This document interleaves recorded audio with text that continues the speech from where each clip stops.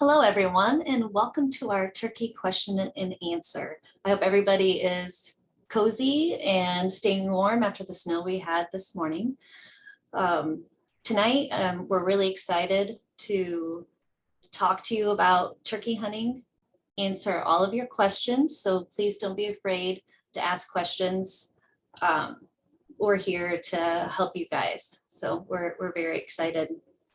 My name is Holly Schulte. I'm the Outdoor Skills Specialist for Eastern Iowa.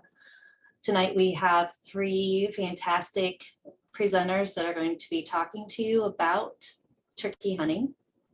One thing to kind of let you guys know, if you do have questions, which we hope you do, at the very bottom of your screen, if you put your mouse at the bottom, you'll see some kind of tabs up, and one is Q&A. If you go ahead and click that open, you will be able to ask questions to us. We will see those, and then we will either talk about those live, and we will also probably try to respond to those right there in the Q&A. So that is how you will be asking your questions tonight, and that's just another way to respond to your questions. So like I said, we have wonderful panelists tonight, and the first one is Jim Coffey. And I'm going to let him get on right now, introduce himself, and just start to talk to you about history and some habitat requirements. Thanks, Jim. Am I unmuted now? Yes, we can hear you. Okay, and I don't seem to have any video working, but that's fine. So I just want to thank everybody for showing up tonight to this virtual seminar. Turkey hunting season is right around the corner, as you know, here in Iowa, and it's an exciting time of the year, especially for lots of reasons, with the springtime changing and now the turkey's out strutting and gobbling and getting everybody excited about being outside again. I'm the forest wildlife biologist for the state of Iowa, but more importantly, I consider myself an avid turkey hunter, and I think that's the important part tonight. I hope to be able to share with you some things that maybe you weren't thinking about, and then be able to provide some helpful hints that'll make you enjoy the spring turkey hunting a little more as you go out and try to get that gobbler into the bag. I always like to start off with a little bit of history. Turkey hunting history in Iowa is very unique. And I think that's an important place for us to start so that we understand our game and understand how we've gotten to where we are and the opportunities that we have. And so we'll go through a little bit of that, and then I'll talk a little bit just briefly about the biology of the animal, because I think as a hunter, that makes us better hunters when we understand the biology and how the animal reacts and why it does what it does. So the important thing to remember is that turkeys are a native species to Iowa. They were here pre-settlement. When the state became a state in 1846, there were plenty of turkeys on the landscape, and that was well documented from the early pioneers and from the early engineers that went across the state and laid out the road systems and the boundary systems that were in place. It's been shown many times over that turkeys were across the entire state. But we did not have regulated hunting, and we had obviously a pioneering human population that changed the landscape dramatically, the habitat. So we went from these robust turkey populations in the late 1800s to the point that we were down to our last known turkey in Lucas County was in about 1910. So there were no turkeys in less than 50 years from when man came into Iowa, and then they were completely extirpated. They were gone. And so then we fast forward into the 1960s. Almost 50 years later, the Iowa Conservation Commission had the idea that we had turkeys here at one time, and it would be nice to have them back on the landscape for people to at least see and have that opportunity. And so in the mid 60s, we started to reintroduce turkeys from other states. And then we were lucky enough to get some turkeys from Missouri. And that was the eastern subspecies, the species that we have today and the species that was here. And it did well, it took off. And we were fortunate enough, by early 1974, we had our first turkey season. We issued 300 permits for the entire state of Iowa through a draw system. And then now in the year 2022, we're going to estimate that we will issue 52,000 permits this spring to go turkey hunting. So in literally less than another 50-year time span, we went from having a few turkeys on the landscape to having a hunting season to now 52,000 opportunities are available to the people of Iowa. And I think that's a tremendous success story. It tells the resilience of the bird itself and of the people that brought the bird back. And we now have the luxury of hunting wild turkeys in all 99 counties. We harvest turkeys almost every year in all 99 counties. And right now, you're probably not sitting too far from a wild turkey. So that leads me in real quickly to talk about the biology of the animal. And I think it's important to understand that as turkey hunters, and especially new turkey hunters, probably the most important thing you will start to understand is that we are absolutely messing with the biology of the animal. The instinct of the wild turkey is for the male to call and the females come to him, and then the breeding occurs. As turkey hunters, we are going to simulate a hen call and try to get the male to come to us. And thousands of years of evolution have told that male that he is supposed to stand still and the hens are supposed to come to him.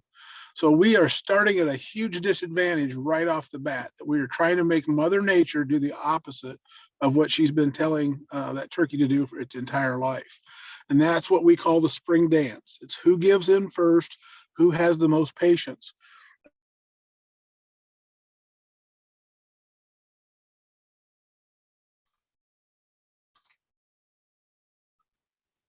Thanks, Jim.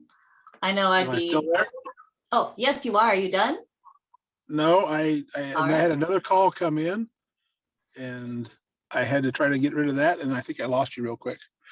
So You're good. anyway, yep. So the important thing there is that, again, is the most important thing you can learn as a new turkey hunter is patience. And you have to be willing to sit and observe and listen and understand what that animal is doing and why it's doing it. Turkeys can see about 5 times better than we can as humans. That doesn't mean they can see 5 times farther. It just means that they see things crisper and in a different way than we do, and they are tuned to seeing movement. Anything that they see that moves that they don't like means run away from it. So as hunters, we have to be very cautious about our movement and really keeping ourselves still and making those movements very slow so that turkey cannot distinguish us from the brush or the timber or whatever it is we're sitting in. The second feature is of the 5 senses that's the most difficult for us is their hearing. Their hearing is extremely acute. They know exactly where a sound comes from and exactly how far away it is. And so as a turkey hunter, probably the biggest mistake we make is we call way too often and we call way too loud. And my general rule is always, if I think I'm calling loud enough, I cut my call volume in half. And if I think I'm calling frequently enough, I cut the call frequency in half. And that'll put you in a little better light of being able to trick that gobbler into coming to you. Those are the 2 main senses that we really want to talk about when it comes to the biology of the animal. And again, the biology is important because we're hunting in the springtime because that's when the mating season for the wild turkey is. So we're taking advantage of that male trying to interact with that female so that we can call him in to us within gun range. And we have to remember this is a very intimate sport. We want that turkey to be very close to us for one clean, ethical shot. And that becomes the real challenge in turkey hunting. I'm going to stop it there so that we can get through the other panelists, and then we'll proceed back. We have some questions. Thanks, Jim. One thing before Grant comes on to talk to us about some regulations and other things to with seasons in turkey, I want to let everybody know that in the chat box at the bottom, you'll probably see a little 1, a highlighted 1 up there. Throughout the night, we are going to be highlighting links and resources for you to go to after the webinar. And just so you know, if you don't get them all, there will be an email sent out afterwards with these resources and the recording as well. So just don't worry about that. And remember to just keep putting any questions into the question and answer section. We welcome them. So next, Grant is going to come on. Thank you, Holly, and good evening, everyone. My name is Grant Jelly. I'm the conservation officer over in Cass and Adair County in southwestern Iowa, and very happy to be here with you this evening. If I had to pick one animal to hunt for the rest of my life, it would be turkeys. I love everything about turkeys. Like Jim said, it's a very intimate sport, and I like interacting with the bird. the calling that's involved, and all of that that goes with it. So I'm going to share my screen here in just a moment with you, and we're going to talk about some of the regulations that we need to make sure that we're aware of whenever we are turkey hunting. Jim, you might have your microphone on yet. I'm getting some feedback from you. If you could shut that off for me, please. Okay, hopefully everybody can see my screen that I'm sharing with you there. This is just a short PowerPoint that we've put together with some of the key things that you'll need to keep in mind whenever you go out turkey hunting this spring. We've got listed there the DNR's website, which is always a great place to go for any information that you may have questions about, or I always tell people it's just a good general starting spot where you can go look at any different tabs that we have on there, whether it's deer hunting, turkey hunting, fishing, you name it. There's just a wealth of information on our website. And it can also point you in the right direction if you don't find what you're looking for there. We've got some different phone numbers that are available there to get some more information. And I'll talk a little bit more about the free app that we offer as well here in just a few slides. Well, I take that back. Here it is now. One of the kind of neat technology designs that we've had here in the last few years in Iowa is the Go Outdoors Iowa app. You can go to your app store, search that app up, and it's a free download. You can download it right there to your smartphone, and it allows you to do a variety of different things. The first thing that you can do is purchase any of your hunting, fishing, trapping licenses on there. The second thing that we see people do most commonly is they can report the harvest of a deer or turkey. And we'll talk about when that's needed here in some more slides down the road. But this Go Outdoors Iowa app is, it's free to all users. And, it is a way that we can now have our licenses right there with us at all times. I check hundreds or even over thousands of licenses every year, and I'm starting to see more and more people show me their licenses on their phone, which is completely legal. The only thing that we allow to be carried on that phone is the hunting and habitat license or fishing license or fur harvester license, things like that. You still need to have the paper copy in hand of your deer and your turkey tags and licenses. So I wanted to point that out because there is a big distinction there when you have to actually physically tag an animal like a deer or a turkey. And then another thing that we offer is the $5 hard card, which is a kind of a credit card like sized option for you for $5. You can get your licenses printed on there. They're waterproof. You can run them through the washer and dryer, but it lists all of your licenses you have on there. And I have people show me those things quite often now. So let's talk a little bit about what we need before we go out turkey hunting this spring, because there are some requirements by law that we have to have in order to be out there pursuing wild turkeys. The first thing we have to purchase is our hunting license, and then also a habitat fee will have to be purchased as well, unless you're over the age of 65. The other thing that you have to have with you is a wild turkey spring hunting license for one of the seasons or valid for that particular seasons. And in Iowa here, we're a little bit unique. A lot of states in the nation offer just a long continuous season. Other states such as Iowa, we kind of break things down. And the reason for that is to kind of alleviate some of the pressure so that we don't have all of the hunters hunting on, opening day here, or everybody kind of crammed into a certain window. So we want to spread that season out a little bit more to give people a little bit more, different options, as well as give the birds a little bit more of a break. And then another thing I wanted to point out is that you cannot possess another person's license. And sometimes I will see that. I might see a husband or even a wife carrying their spouse's licenses with them.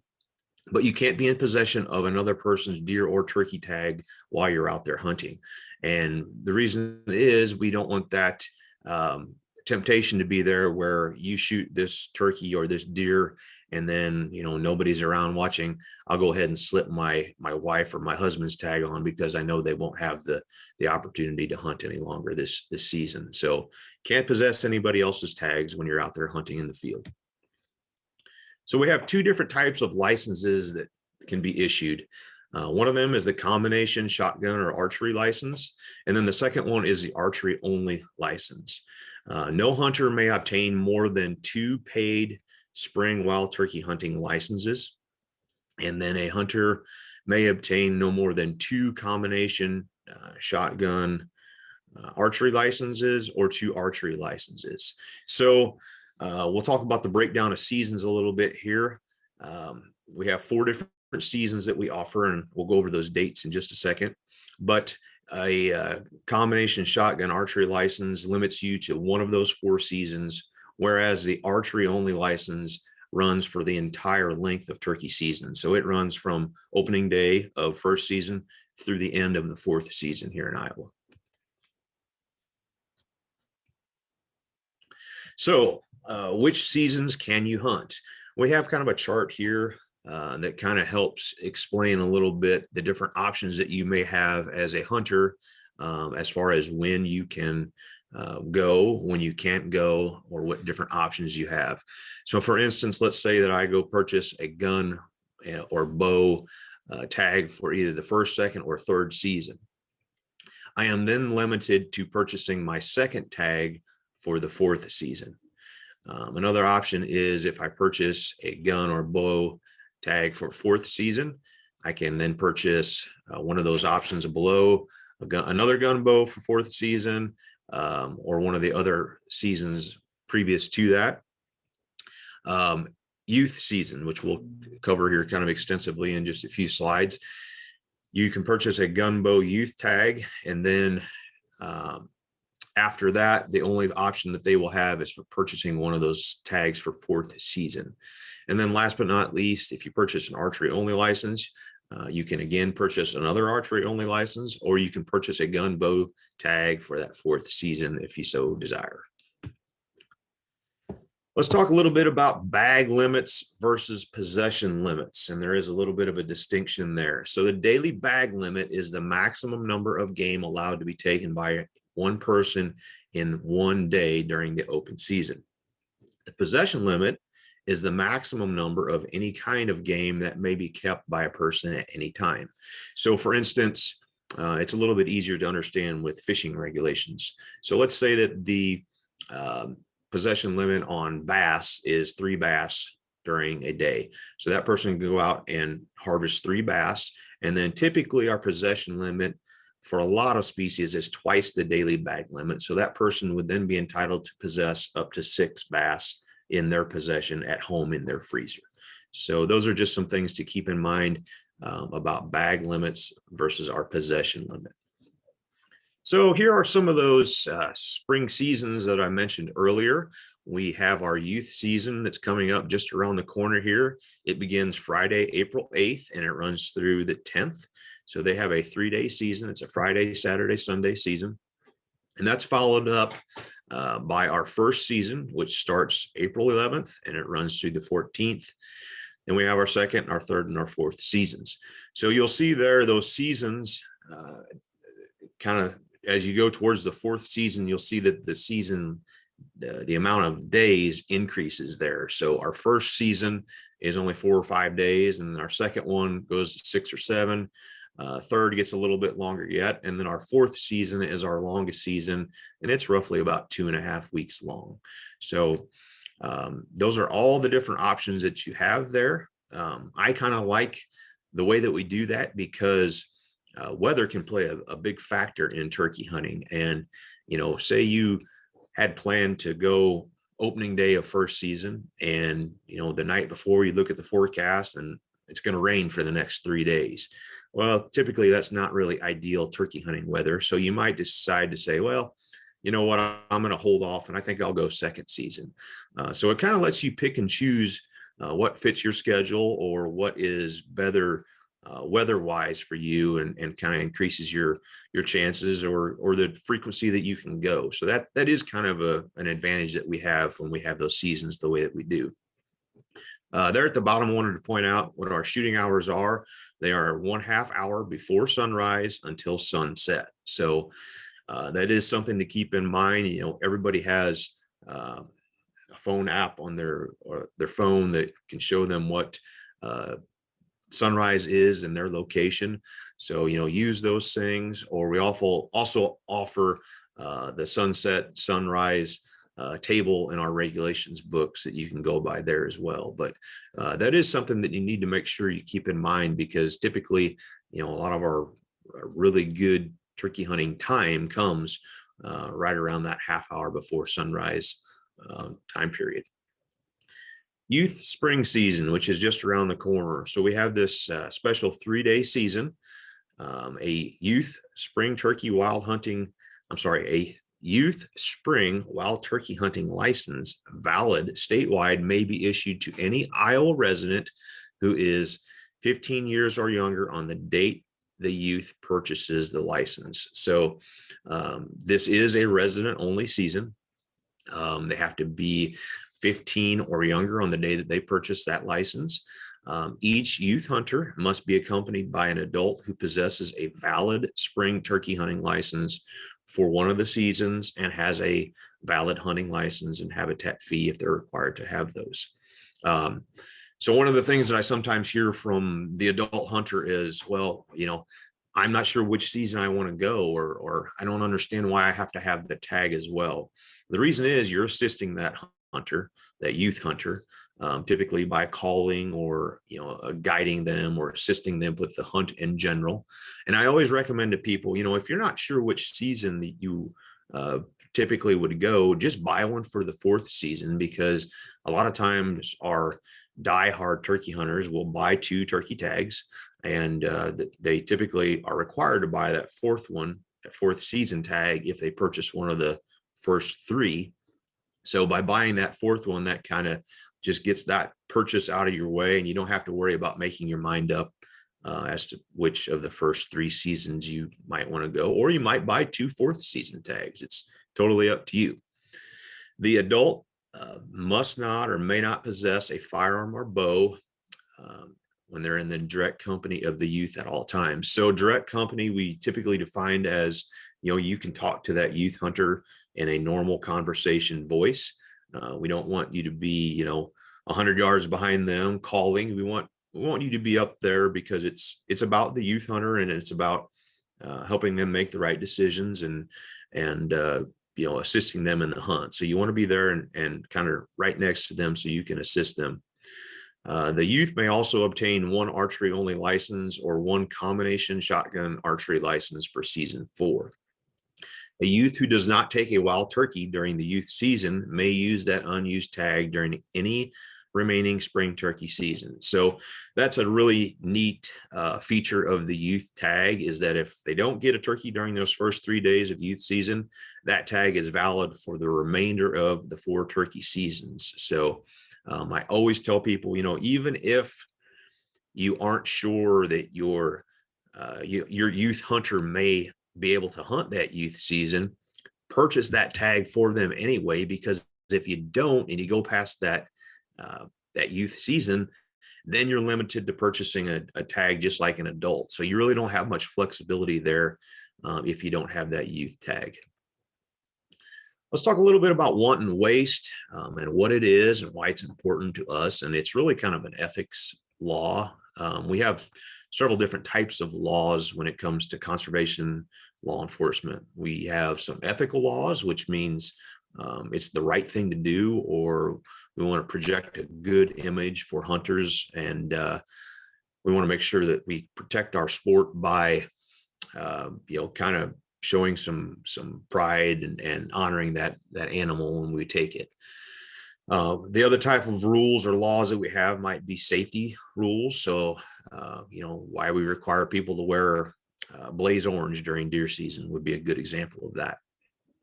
Wanton waste is we have to make sure we make a reasonable attempt to retrieve your game. So a example of that would be, you are out turkey hunting and a turkey comes in and you shoot at it, and you walk over there and you see some feathers on the ground and you think, well, he's not here, he's probably not dead, and you turn around and you walk off, and then you happen to shoot another turkey that day, and on the way back to the truck, guess what, you find the first turkey that you shot, and then we've got a real predicament.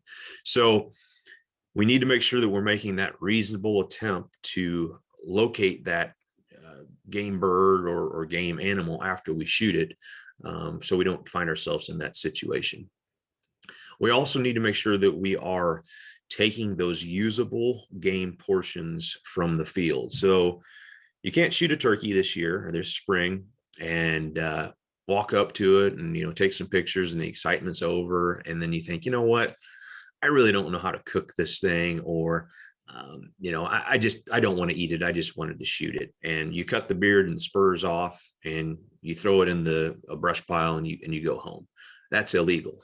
You have to take that usable portion, whether it's deer, turkey, any type of game animal from the field. You can't leave them there to waste away, if you will.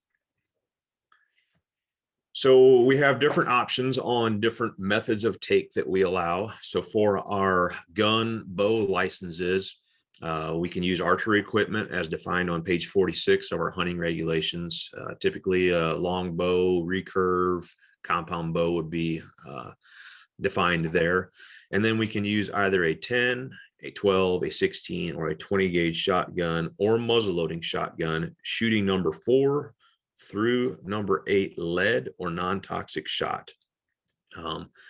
Hunters may not have shot sizes other than those listed above on their person while hunting turkeys.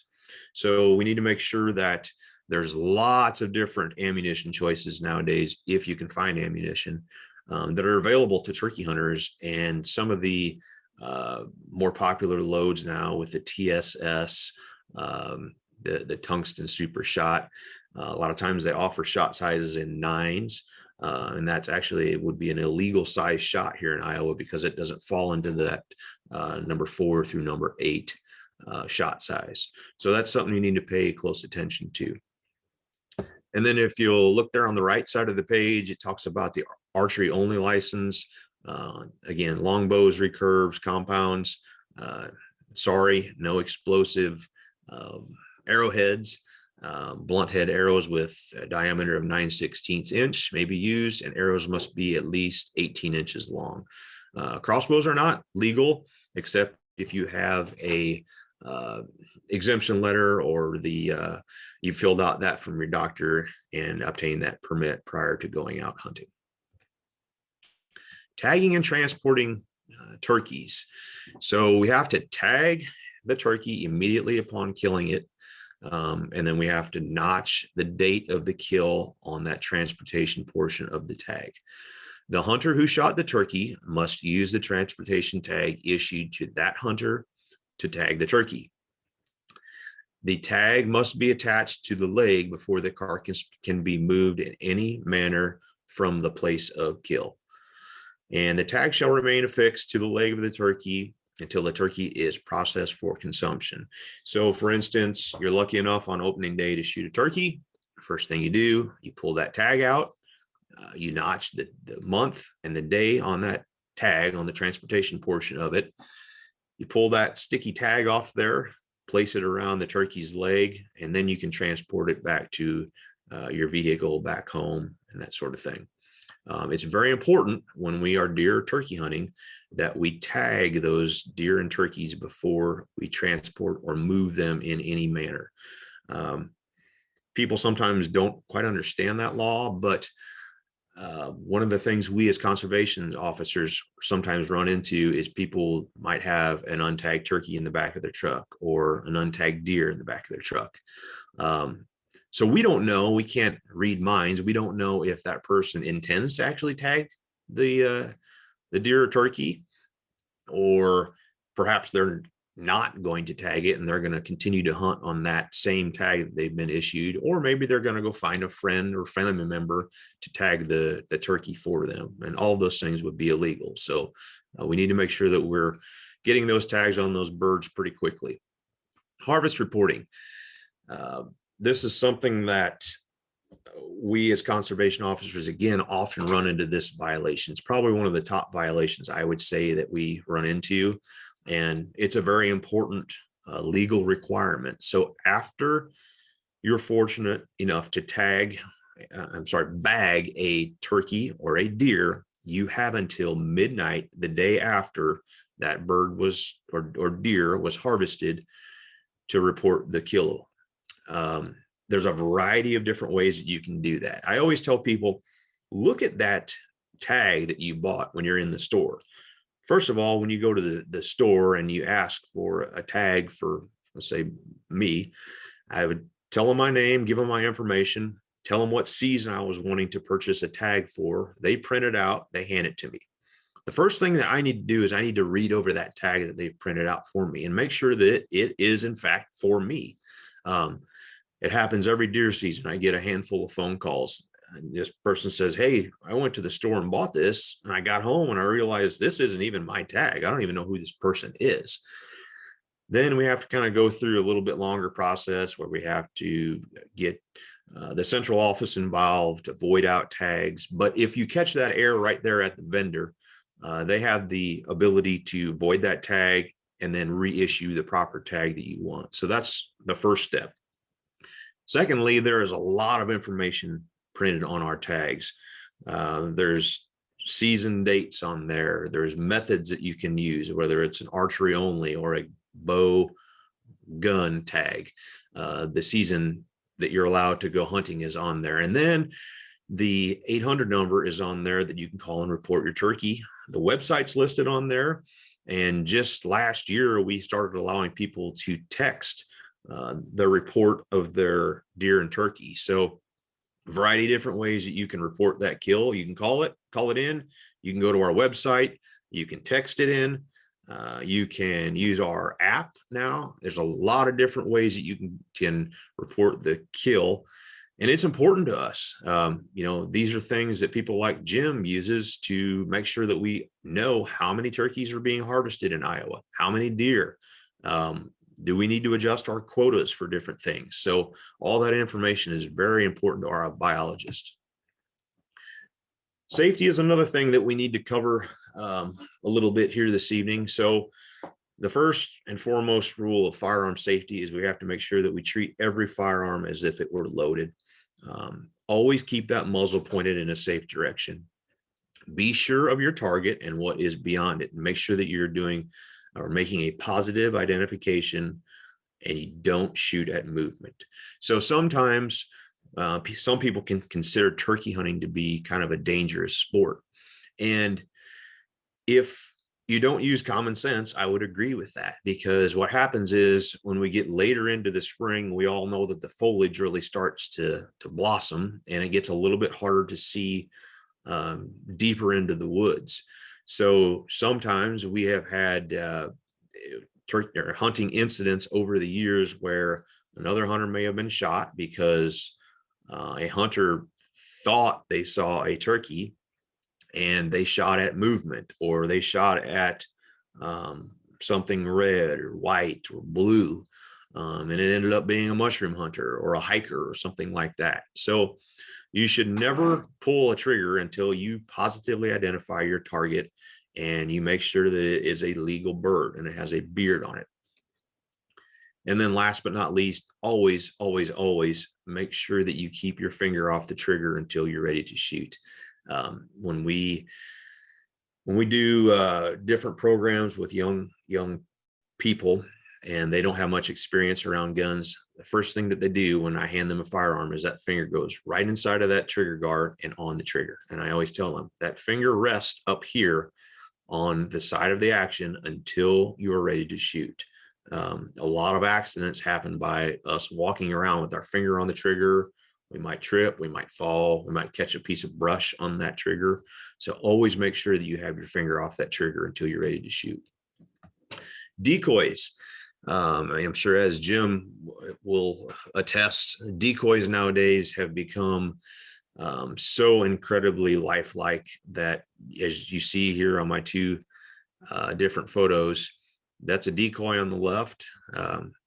It looks almost identical to those two real turkeys on the right side of the screen there. So the reason I bring that up is especially, and I will say you should always use this caution, but especially when hunting public lands in Iowa, always make sure that that turkey that you're sneaking up on out in that field is in fact a live turkey and not one of these, lifelike decoys.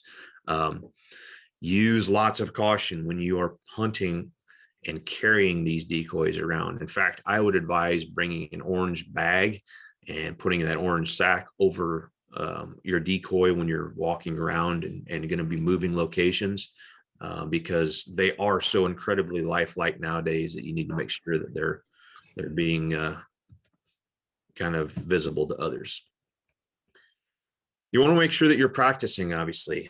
This weekend, hopefully the weather gets a little bit nicer. I plan on taking the kids out and we're going to do some shooting and getting them ready for the youth season that's right around the corner here. But we want to stress, safe zones of fire, knowing your distance, knowing your limitations, things like that. Practice is very important. Shot placement, that's something that needs to be discussed, especially for archery hunters. And you can see we've kind of got different locations that are typically good shot placement areas. A lot of these little dots you see are more geared towards archery hunters. Typically, someone using a shotgun to turkey hunt is going to be aiming at that head neck region. So there's lots of different shot options though when you're an archery hunter. This picture, or these pictures here, are pretty neat, and I'm glad that we have them included because these are scenarios that you will undoubtedly run into when you're out there turkey hunting. Ideally, we would have one turkey come in at a time, but usually that is never the case. It might be two, it might be 3 or 4, a whole flock like you see in some of those photos. But what I wanted to stress here is that none of these pictures present a clear shot at one turkey. If you shoot at a turkey in any one of these photos, you're going to be likely wounding, or if not killing, other turkeys in the surrounding vicinity. So we want to make sure that we have a good clean shot of anything that's in our field of fire. And we want to make sure that we are at least 200 yards away from an inhabited building or a feedlot. That's something that you need to keep in mind as well. And then make sure that we're using a case for transporting our firearms on a public roadway. Hunting accidents must be reported. So anytime there is an accident that involves a firearm or personal injury or property damage exceeding $100, you need to make sure that you report that accident within 12 hours to the sheriff's office in the county where it occurred. And then finally, here is this is what our hunting regulations manual or pamphlet looks like this year. Again, just like our website, lots of good information found there. The last page, I believe, has all the contact phone numbers for conservation officers throughout Iowa. So that's something important that you could use as another resource there. But I've been yakking for a while, and I think I am going to turn it over to our next presenter, and I will stick around and be happy to answer any questions that we have here.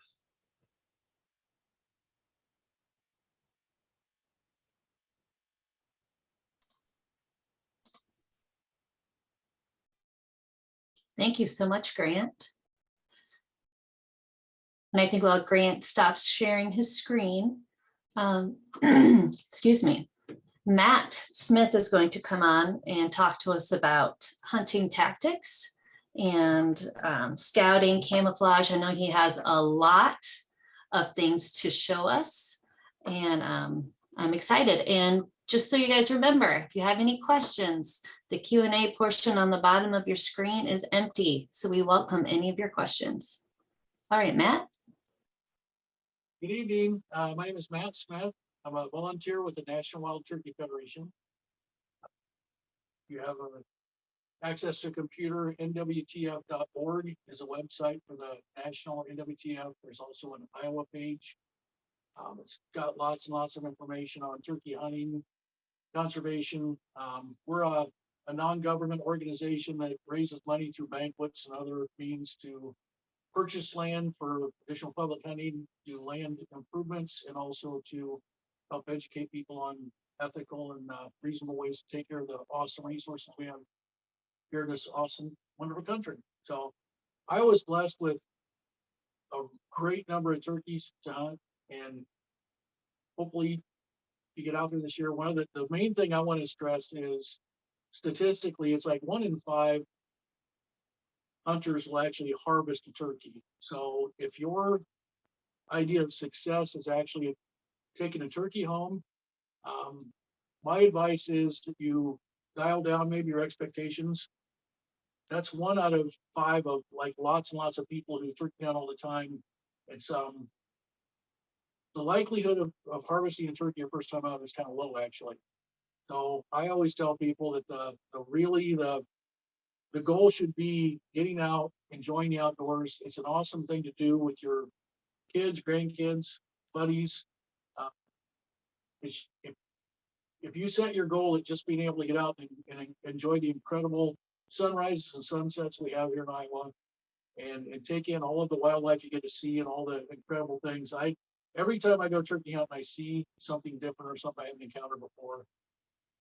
The other thing that you'll figure out very quickly is every hunting show, every video that you see, they all start out with somebody who, goes the night before and they roost a turkey and they know right where they are. And they go set up and they call a couple of times and a tom goes strutting right up to them and they shoot it and they film the whole thing. And it seems like, wow, that's awesome. That never happens, or hardly ever happens. I've been hunting turkeys a long time. There have been 2 times in my life that actually worked out like it does in the videos. Vast majority of the time, the turkeys don't cooperate. They don't do the same thing every time. And one person will tell you you're calling too much. The next person will tell you you're not calling enough. And both are right, depending on what the situation is. So the best thing to do is just get out and try, make the best effort possible. There's a ton of products out there for turkey hunting. You don't have to have all of the brand new gadgets. You don't have to have all of the, I'm one of those guys that does go out and buy those things, or a lot of them. But you don't have to have it. The number one most important thing, well, you have to have a license, you have to have a firearm.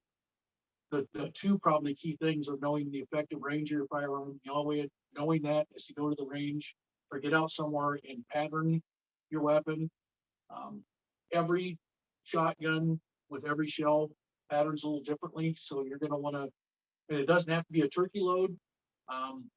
The Jim always talks about how you take a box of like pheasant loads. There's 25 shells in a box, and you can buy one of those for like $12. Well, you put a turkey on the box, and all of a sudden you're paying like $35 for 10 of them. So it's what's way more important is the shot size, that it's high brass, and it's looking at the different look on the box and looking for the velocity and the amount of the ounces of powder in it. Those are things that are way more important than having a turkey on the box.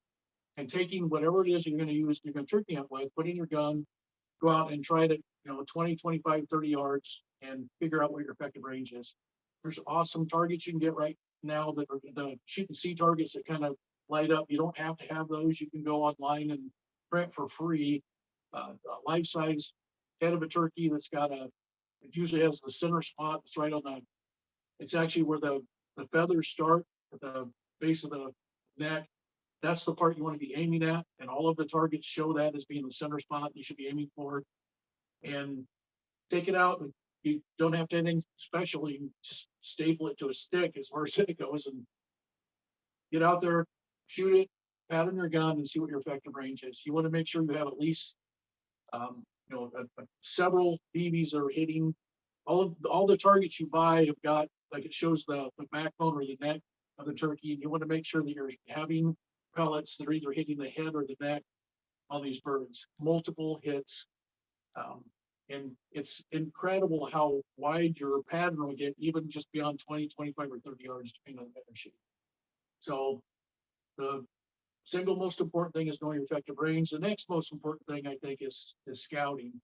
You need to know where the turkeys are. And one of the things happening right now, as you get into the late March and early April, the birds have went all winter in huge flocks. That's kind of how they spend their winters. The hens with their poults from the year before will kind of bunch up, and you'll have groups of, I've heard people say they've, 60 or 70 turkeys together. And you see them in groups out in fields and stuff, and you think, wow, I'm gonna go turkey hunting there. Well, as you get closer to the season and it gets closer to breeding time, those turkeys will split up, and you'll end up with much smaller groups covering a lot wider areas. And the only way of knowing where you have an opportunity to harvest a turkey is to get out and do some scouting. And my favorite way of scouting is I never leave my vehicle. I try to drive where, the fields where I've seen turkeys before, use binoculars and scout, and just try to get an idea of the patterning of where the birds are. One of the most popular times out is first thing in the morning off the roost. And if you can go the night before and call and find out where these birds are roosting, you can get up really early the next morning and try to sneak within, maybe 100 yards and get set up and try to entice that bird off the roost. But my experience has been more times than not, when that male gobbler roosts, he usually has hens somewhere nearby, and they call back and forth, at night before they go to bed, and the next morning they're talking back and forth. And what happens is, if you're calling, the hens that are roosted with that tom, more often than not, will fly the opposite direction because they don't want to draw him to competition for them. That's their boyfriend. They don't want to share them. So it's an effective way, and it's one of the things we all do as turkey hunters. We love to have that conversation back and forth, but it's just one of many ways of trying to fill your tag, and it's actually one of the least effective, has been my experience. I've had a lot better luck mid-morning, just staying in that same location or being patient, and the birds will go down and breed the hens they're with, and they'll come back. If you stay in the same place, I can't tell you how many times I've called off the roost, had a conversation back with the gobbler, and thought they're going to come my way, and they flew the other direction. And I get impatient, move to a different spot, and then come back and find that gobbler strutting right where I was when I first started, because they know where you are. Once they've responded, I usually just stop calling immediately after that, because they know exactly where I'm at. And after they go and breed the hens they're with, more often than not, they'll come circling back around and come to that location.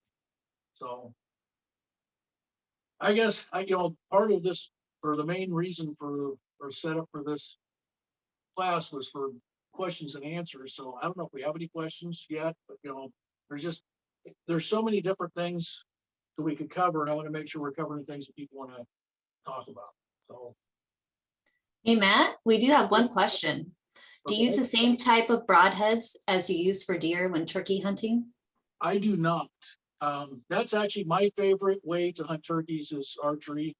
I started out with shotgun, and it's awesome, but it's to me the challenge. I wanted to up my game a little bit, so I started archery hunting for turkeys, and it is a whole different thing.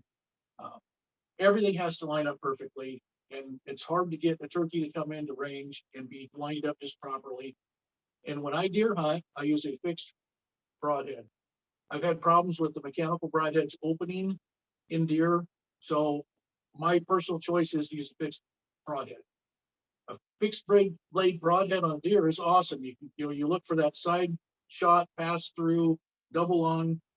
It usually limits the length of that the deer will run off, and it's easy to recover. Usually good blood trail. With turkeys, you don't want that turkey running off. If you use a fixed blade broadhead, what typically happens is it just, especially with a compound bow, if you're pulling 60 or 70 pound bow and you shoot a turkey at 15 yards or less, that arrow's going to blow right through the turkey. And then the turkey's going to run or fly off. And the likelihood of recovering it is very, very minimal, especially if they get up in the air and fly. They can fly for a quarter or half a mile. A lot of times they fly off the property you have permission to be on. It just makes it very difficult for recovery. So I will not hunt turkeys without a mechanical broadhead. I want that arrow to go in and to open up, and I don't want it to pass all the way through. I want to get it into the vitals, and then once they have an arrow in them, they can't fly. And typically, when I've shot them with the mechanical broadheads, they stay right in the field, they flop around and you can recover them right away. Or even if they do run, they can't get through the timber because they got this arrow that's hanging out of them, and you can recover them much better with a mechanical broadhead. We have one more question before Okay. you move on to some equipment and examples that you have there at your house. Chad says he stays in a motel for turkey hunting hours from home. Can I clean and Ziploc my turkey and put it in the cooler and just have a leg tagged? I'll let our conservation officer answer that one. Yeah, I can answer that one. And the answer is yes, you can certainly do that. However, you must make sure that you are reporting that harvest before you process the bird. So you want to call it in or text it, use the app, record your confirmation number on your tag. Then you place the actual second portion of the tag on the leg as well. And then you can process that bird. And I always just recommend keeping that tag with the bird, with the meat. And yeah, that is absolutely allowed. Thanks, Grant. And thank Good you so much question. for the questions. I like to see them coming into the Q&A box. All right, Matt, that's it for questions for right now. Okay. Well, one of the things that Jim focuses on a lot on the classes that we do is knowing your effective range. That's critical with archery hunting as well as shotgun hunting. And I like to hunt field edges. That's typically where I set up. You take my pop-up blind and I set it up, and you don't have to worry about brushing in a blind. If you're turkey hunting, deer hunting, that's an important thing. I've hunt sometimes out of blinds for turkey hunting, and deer immediately know if something new pops up in their neighborhood. You know, if you pop a blind up out in a field edge, every deer that walks by is going to stop and stomp and snort because they're seeing something that's new or different. So if you're wanting to hunt with a blind, it's not very effective. I wouldn't think in public ground. If you have private ground, I would go set that blind up, maybe in a month ahead of time so the deer get used to it. So you have an opportunity to have deer within range when you go hunting. Turkeys don't seem to mind blinds at all. Matter of fact, I've hunted out of blinds a ton since I've been archery hunting. You can set them up anywhere, and that turkey is not going to pay any attention to it. You can put it right out in the middle of a field, and they'll walk right around you. For whatever reason, if it's not moving, they don't see it as something that's dangerous to them. So I will typically go out, set my pop-up blind up, and then I use decoys when I'm bow hunting because I want to get that turkey in close. And a decoy is about the best or only way you can get it outside the window that you've got open in a blind and within effective range. So by where I place my decoys, that tells me then what the range is or what the distance is when the turkey comes in. So I typically step off and try to have it 8 to 10 yards from my blind. And that way, if a turkey comes in, I know it's 10 yards out. And with my pin, I practice, I know exactly where I'm getting at that 10-yard distance. If you're shotgun hunting, it's kind of the same thing. You need to know your effective range. And what I have done when I shotgun hunt is I typically place my decoys out at, like, say 20 or 25 yards, knowing that if that's within my effective range, then I'm going to call and try to get that turkey to come into the decoys so I know exactly how far they are away before I take the shot. One of the things that you can use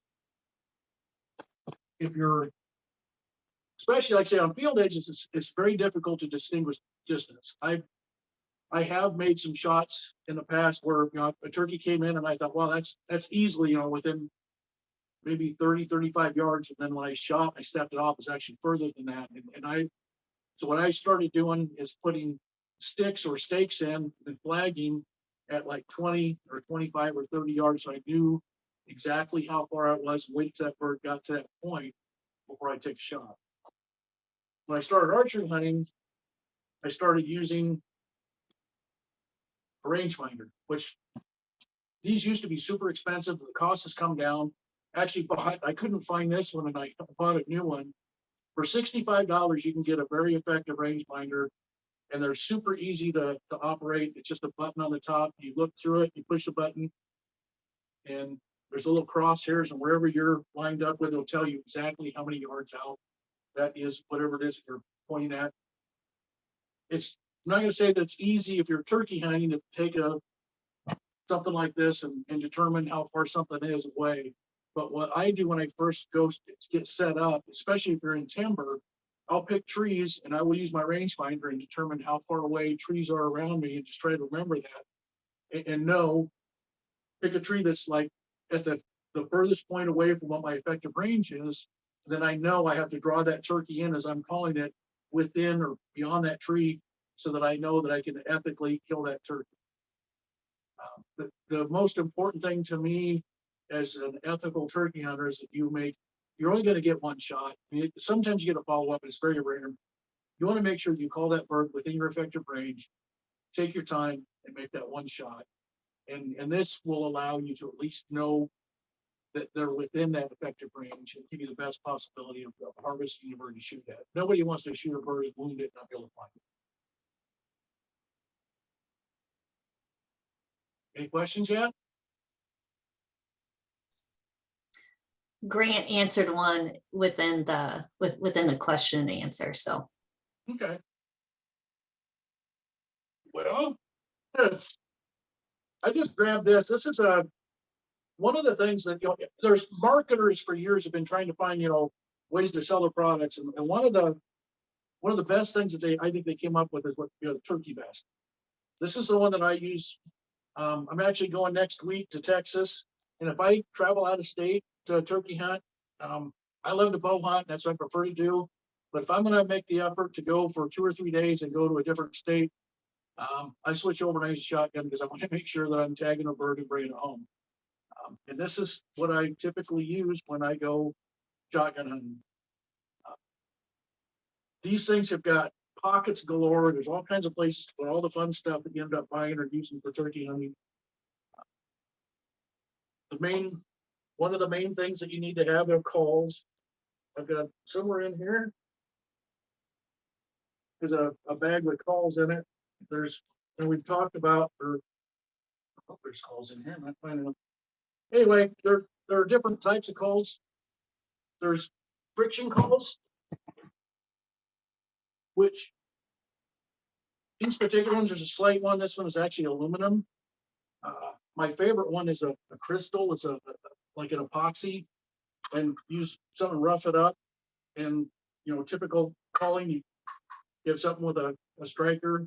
There's all different kinds of wood or materials. There's carbon, plastic, and all of them have just a little bit of different sound. My experience with calling is we're way harder on ourselves than the turkeys will be. If you can make anything that even remotely resembles the sound of a turkey, if you're out in the turkey woods, these gobblers get jacked up. They will respond to almost anything.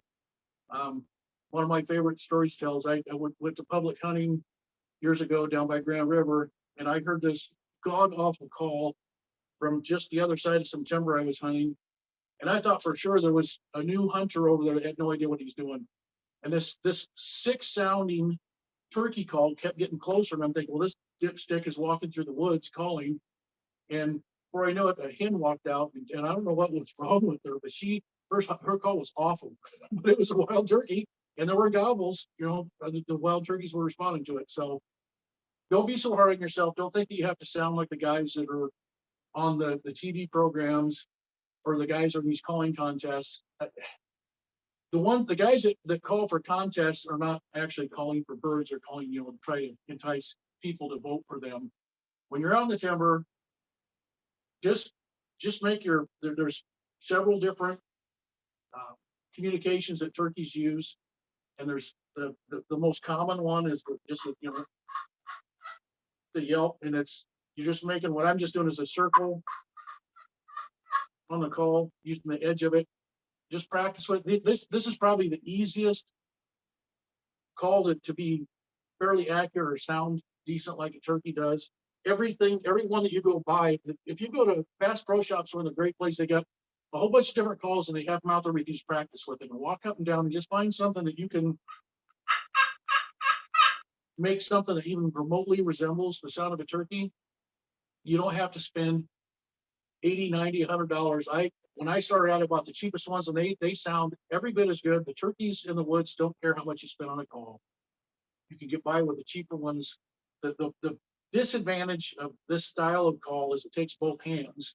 And if you're doing this, you're not holding on your weapon, you're not ready when the bird comes in. So if you're going to be serious about turkey hunting, the diaphragm call, which is the one you actually put in your mouth, is probably one that you should at least learn to do some clucks with, so that as a bird's coming in, if you're using this and communicating, you got a gobbler coming in, I'll typically set this down then, and I'll just use the diaphragm call in your mouth and just really quietly do just a few yelps just to keep it interested and trying to get it to come into close distance. If you wait until you can see a bird and you don't have the gun up, chances are you're not going to get a chance to shoot that bird, because any kind of movement, they have got incredible eyesight. And if they see that movement, they just go run the other direction. I don't think they're that smart. I don't think they're just extremely cautious and wary of everything. So movement is a bad thing when you're turkey hunting. You want to sit as motionless as possible. And once you get a bird responding, you need to be thinking about getting your gun up in a position so that you are ready when they come in, because you're not going to be able to swing a gun around without them seeing you, and they're going to be gone and you're going to miss your opportunity. Any questions yet? Nope. Okay. Matt, this is Jim. Yes. And the thing that I would like to express to turkey hunters is that this can be a long process in the woods. So you need to be prepared to be as comfortable as you can for as long as you can, because the more comfortable you are, the less chance that you're going to move. And so that means keeping your feet dry and keeping your bottom dry and keeping your hands warm and mosquito repellent, things like that. Because again, that movement is our worst enemy. So keep yourself comfortable is a great preparation for being out in the woods. That's one of the things, these turkey vests, this particular one, you can unclip this, and there's an actual seat that comes down that you can sit on. Built into the back of it is some little bit of padding, so you can lean against a tree and actually, just sit on the cushion. Because I wasn't gifted with a lot of padding naturally, I always bring an extra cushion along in addition to my vest. What I've got clipped on here, when I sit at the base of a tree, you're down. Well, matter of fact, I've got my chair. Let me grab it.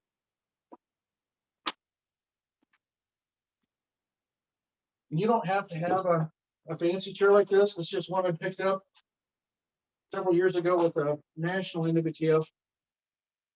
It's like a little lounge thing, but you want to set up in front of a tree because you want a tree to break up your outline. But if you're sitting down like this and you're holding a shotgun, it's going to get really, really heavy, really, really quick.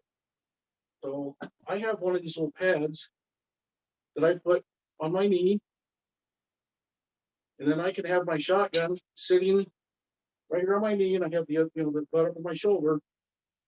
And when I get in, I'll creep in like all us crazy hunters that love turkey hunting. We get up at 2 or 3 in the morning and we go out to where we're going to hunt, and we creep in when it's still dark. And I try to be 100% set up at the base of my tree at least 30 minutes prior to legal shooting light, which is 30 minutes prior to sunrise. So an hour before sunrise, I want to be at my tree with my call sitting next to me and my gun up in a position close to where it needs to be to shoot. And that might be a little excessive to some people, but what happens is if you're not ready, if you don't have the gun up and that turkey comes in, like I say, if you have to pick a gun up, they're going to see it and your hunt's over. They just go the other direction. So I always have my gun up in position. I have my calls right on either side of me or close, and you get comfortable. And it is when you get up at that time, and you're quite tired a lot of times. And I can't tell you how many times I've fallen asleep sitting next to a tree. But it's awesome. Seeing the world wake up is probably my favorite thing about both deer and turkey hunting. But what makes it really awesome in the spring is, in addition to the world coming the outdoors coming to life as the sun comes up. In the spring, everything is new. Everything's coming to life. You've got, flowers and buds, and the birds and everything are getting all excited about springtime because it's mating for most of our wildlife that's out there. And I just love to listen to all the birds that are communicating out there, and it's just incredible. There's nothing more wonderful than watching the sun come up in the Iowa turkey woods. And it's kind of the same thing in the evening. It's not as dramatic, I don't think. I mean, you can see some beautiful sunsets, but it's just everything that's out in the woods seems to be excited about the sun coming up in the morning. And you can just tell it, you can feel it. It's just incredible. So to me, that is success for me. If I can get snuck in and I can get set up and I have the turkey woods that I'm sitting in come to life, not knowing that I'm sitting there, I get to watch the most incredible show that happens every single morning out in the woods of Iowa. So that's, to me, that's success. That's what we should be focusing on. That's what we should be trying to do. And if a turkey happens to come in and you get to harvest it, that's just icing on the cake. Any questions yet? Not yet. You're doing great. Okay. Well, one of the things that we do talk about, like we just finished up a couple of classes we had at the Olson shooting range.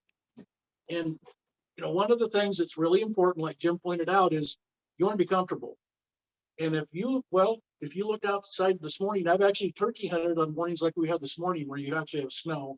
And I do have snow camo that I have turkey hunted in before. It's all white. I didn't bring it out for today, but you want to have boots that are going to keep your feet dry. Nothing will stop a hunt quicker than wet feet. Once your feet get cold, you're not comfortable and you're going to be ready to go home. And you want to be patient. You want to spend the time to wait till that bird comes in range. So what I typically wear are like a muck boot. This particular boot has got a little bit of insulation, which is wonderful. I usually wear 2 pairs of socks. Like I say, it seems like it's always cold, especially first, second season. By the time you get into third or fourth season, it warms up a little bit. But this has got thin enough insulation that I hunt with these type of boots into May, and it's not so warm that you get uncomfortable. But the key is that early on, especially even in May, it can be cold in the morning or cool. So I want to make sure my feet are dry. The next thing that I'm going to do, depending on what the weather's going to be, there's some awesome apps you can get for. And not that the weather people do a great job. They don't do a bad job. You can usually know about what the temperature is going to be. You get an idea how the wind's going to be, if it's going to be raining or not. If you happen to get a first season license, you only have 4 days. So whatever the weather brings, you have to be prepared for that. So waterproof boots are pretty important. Dark clothing, you don't have to go out and buy the fanciest camo, and everything doesn't have to match. But you have to blend into your surroundings. So black jeans would be fine. There's any solid color that is going to allow you to sit on the forest floor and not be, stand out will work just fine. I would not recommend blue jeans. There's 3 colors you should never wear in the timber for turkey hunting. That's red, white, or blue. The head on a turkey changes to those colors as it gets excited during the breeding season and stuff. So I'm wearing white socks tonight. You would not want to be sitting with low boots and sit down and have white socks on, because that could show up as a white item. And there have been hunting accidents where somebody saw white, thought it was a turkey head, and shot and ended up shooting somebody. So you don't want to wear white. You don't want to wear blue jeans or blue. You don't want to wear it. As long as you have dark colors. Camo actually would be the best, but you don't have to have that. You don't have to spend a lot of money. What I did when I first started hunting went to Salvation Army and Goodwill and those kind of places and tried to find used camo. We have the National Wild Turkey Federation actually sponsors a program called Connecting Individuals to the Outdoors. It's a year-long program, starts in January. And one of the things that we do, Dan Fitzgerald that runs that program for Polk County just picked up 10 totes that I stored for the rest of the year that are full of donated hunting clothing and equipment. And what people have done that are NWTF members, they've donated this stuff so that a new hunter in this program can pick through and they can have whatever's in there. And the idea is that, you know, someday when you buy stuff or improve your stuff, just donate it back to the program so that we always have stuff for our new hunters so they don't have to spend an arm and leg to get started in the sport. But if it's really cold, gonna be cold out, if it's gonna be in the 20s, even if it's gonna be in the 40s, if you're sitting and trying to be motionless sitting next to a tree, you can get really, really cold even in low 40-degree temperatures. So I try to wear lightweight, long underwear, and then I've got camo pants that I wear, and then on top of that, I've got camo rain gear. And by having layers, you can go out in the morning and be plenty warm. And then as the day goes on, you can peel layers off and still be camouflaged and still be able to hunt. For my top, I have, like I say, I have a long sleeve t-shirt that's camo, and then I've got a button down shirt or button up shirt that I wear on top of that. And then my jacket over the top of that. And I can just peel layers off as it warms up and still be able to stay comfortable and not be seen. Gloves are a super important thing, and so is a face mask. If your turkeys if there's any kind of, like, somebody that doesn't have a beard, if you have a beard, you might be able to get by without a face mask, but your cheeks still will reflect. So you might want to use, like, there's camo makeup you can put on to break up your facial features. But what most hunters have is the netting that, let's see, I've got some here. It's one of the least expensive things to buy for turkey hunting. And it's one of the things you really should have. It's just a net that you can wear.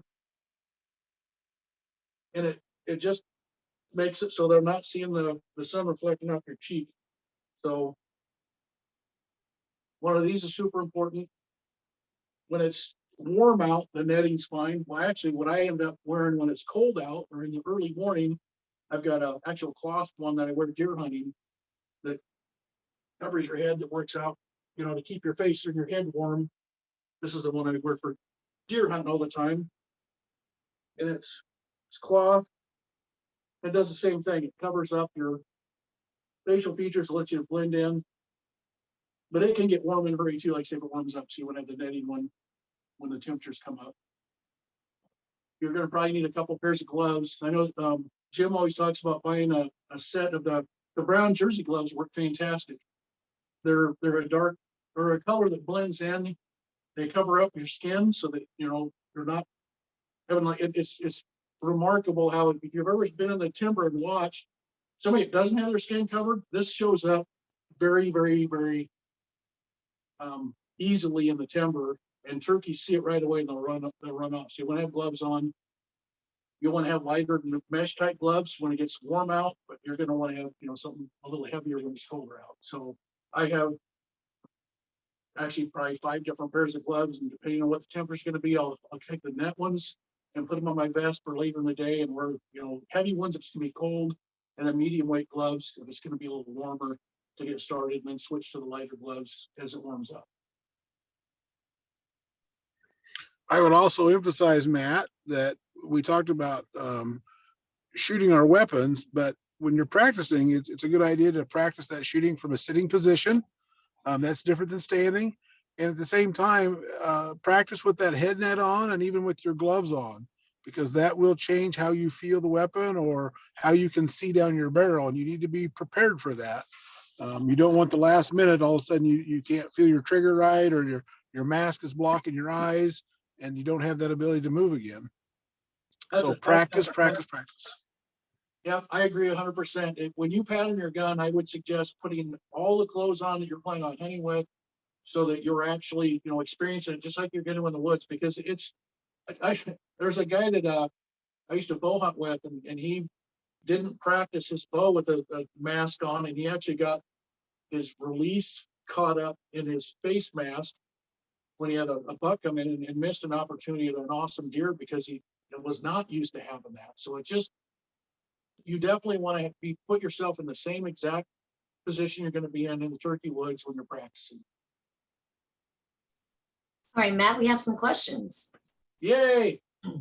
Yes, this is a two-parter. I'll ask the first part first. Do turkeys generally roost in the same area every night?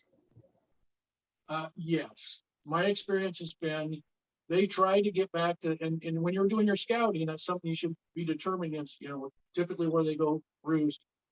But life happens to turkeys just like it does to us. And if that turkey's on the way to the roost and a coyote walks through, he might end up taking off in a different direction, and he'll roost in another tree, potentially in another spot if he's can't go through his normal routine and get back to the normal location. But typically they do roost in the same vicinity all the time. Might not be the exact same tree, but my experience has been a lot of times they love oak trees. They've got the big, long, wide branches, and you go out scouting, you can find there's always turkey droppings and their feathers that end up around on the ground underneath these trees they roost in all the time. All right, thank you. The next part is, when I was a kid, someone told me that in the spring, turkeys walk away from the roost in a line and come back straight to the roost. In the fall, they'll make a circle back to the roost. Is this a wise tale or a truth? I've never heard that before, so I don't know. My experience out the roost is typically they fly down, and where I usually am set up at a field edge, and I try to hunt turkeys that are roosted. I hunt the same place all the time, and there's some pretty good sized trees that are pretty close to the field edge that I go set up near. And when they come down, they usually just they pull their wings out and they fly and they glide out to this field. And once they, especially the toms, once they get out in the middle of that field, that's where they want to stay.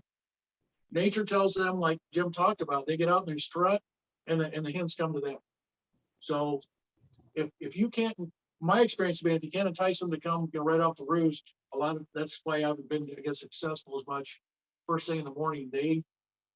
They'll follow the hens, or they have a tendency to fly out into openings and get out kind of out in the open, and they're expecting the hens to come to them.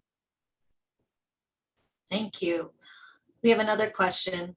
The past couple of years, there has been a heavy rush for calls, ammunition, clothes, much of it due to, more people are getting outside, enjoying the resources. There's the supply chain issue. Do you see that there's going to be a shortage of turkey hunting gear this spring? I haven't been shopping for much this year, and I honestly, I'm a big fan of buying local, and that's I believe that if you have a sporting goods place that's in somewhere close to where you live, that you should go try to buy local. But I'm guilty of shopping online, and I haven't had any trouble with things I've needed, going online and finding them. It's an easy thing for me to do, but I'm a big fan of buying local, and I'm a little frustrated by the fact that, and I don't want to pick out any vendor, but there's a certain place that sells outdoor products that they used to have a lot of turkey hunting stuff, and they put actually people out of business, and now you can't really find turkey hunting stuff at that place. And I'm not going to say the name of it, but there's one in about every town, and they sell groceries and everything else now, and they've kind of put a lot of people out of business. So I do think that from time to time it is hard to find stuff, but typically, if you go online, you can find just about wherever you need. And the stores I have been in, I haven't, I've been seeing lots of calls, lots of camo. Ammo has been the biggest thing that I think that people are not able to find. I've heard people say they can't find turkey ammunition, but Jim can speak to this probably a little better than I can. But it's, any box of shotgun shells is capable of killing a turkey. You just need to shoot whatever it is that you're using, as long as it falls within the range that that is legal. Know what your effective range is. You can use a pheasant load and kill turkeys just fine. If you know your effective range is 23 yards, 23 to 25 yards, set your decoys at that, and wait till that turkey comes in at that range, and you can kill a turkey with that load. It doesn't have to have a turkey on the box to kill turkeys, and it's a lot less expensive, and it is a lot more exciting. I mean, there's nothing like the rush. That's what I love about bow hunting. You got to get them in so close that you have all kinds of encounters, and you have birds that come into 20, 25 or 30 yards, and I'm not comfortable taking a 25-yard shot with my bow on a turkey. They can take a half step and you've missed their vitals. They got just something the size of your fist you're trying to hit, and they're moving all the time. So I want to get it in close enough that I can make an ethical kill, and I know that that arrow is going to hit in the vitals. And you don't know that out at 25 or 30 yards. I mean, people say, "Oh, I can get turkey 40 yards." Well, I can hit a target, but I don't know that that bird's going to be sitting there. And once you let go of that arrow, just the sound, sometimes that bird will move, and it only has to move a few inches, and suddenly you wounded a bird instead of killing it. So my personal rules that I live by is I set my decoys at like 10 yards, and that's where I want that turkey to be. I might take a 15-yard shot if it's standing there strutting. But I want it to be close, and it's exponential how exciting it gets the closer that bird comes. You know, if it's strutting and drumming, there's just nothing like it. And that, because you don't shoot a bird the first time you go out, it makes you go out again and again, and it gives you more times in the woods, and it's just, and every time you're learning something new. So it's setting the decoys at your ethical range and waiting till a bird comes in the range gives you more times out if they don't close the distance. And it allows you to, harvest a bird and know you're gonna make an ethical shot.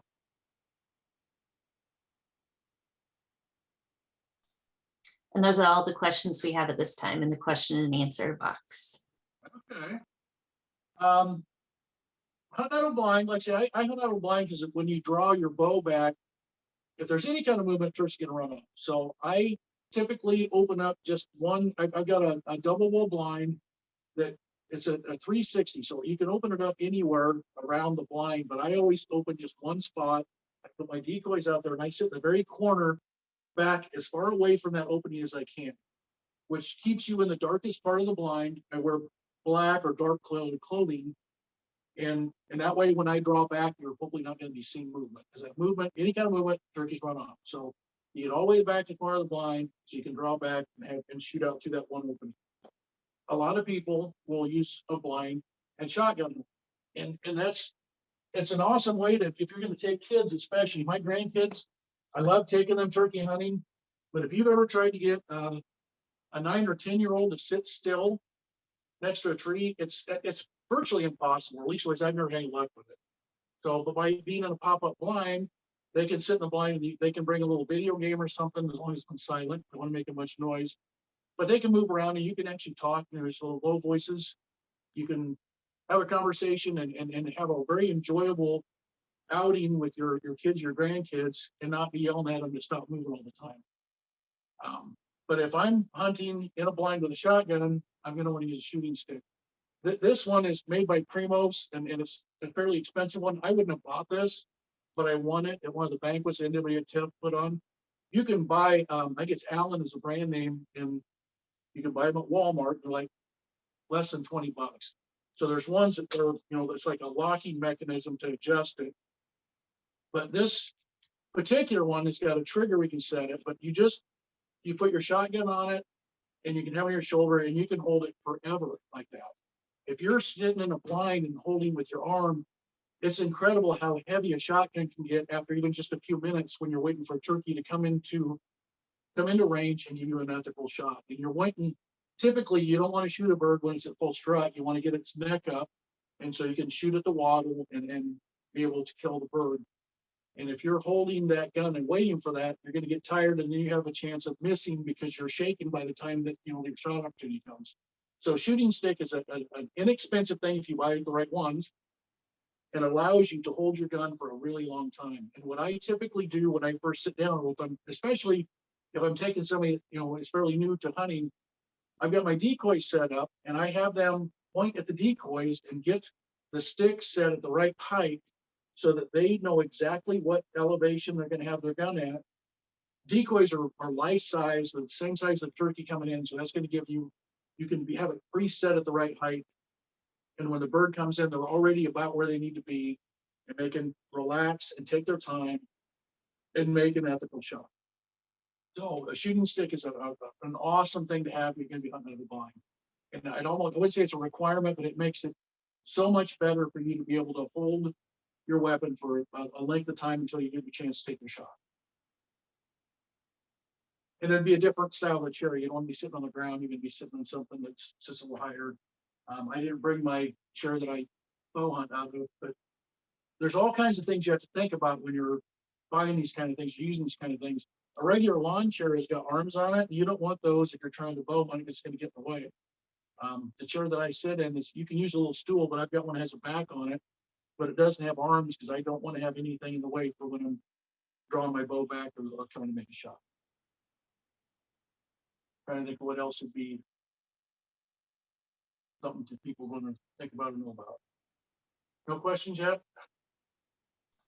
Nope, not from the participants. Well, if you're wondering from a shotgun standpoint, what kind of shotgun to get, any shotgun will work. I know Jim and I both have a very similar first gun. It's a 20 gauge single barrel that it's like an improved cylinder, and he killed a lot of turkeys with it. And like he said, like 22 yards was the effective range at it. I've actually never turkey hunted with that gun, but it would very easily be used for that. And my granddaughters are just now getting old enough where I may have them turkey hunt with me sometime in a 20 gauge, is a little lighter load, and I do need to probably get that gun out and pattern it and see if that would work if they ever want to turkey hunt with me. But my first turkey gun was a 12 gauge model 1100, which is a pheasant gun. I have it here.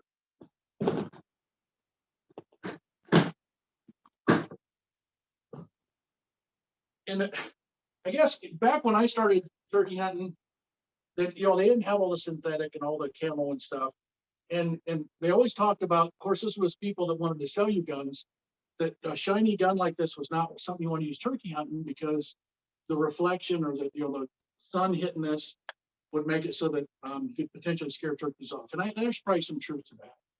But this is the one I started hunting with, and they used to have these. I think you can still get these. This is sock that I slide over, and it makes this gun actually camouflage, and the sock just slips over the barrel, and I've got it cut out where the action is, and I kill a lot of turkeys with this gun, and it's part of it is just giving yourself confidence.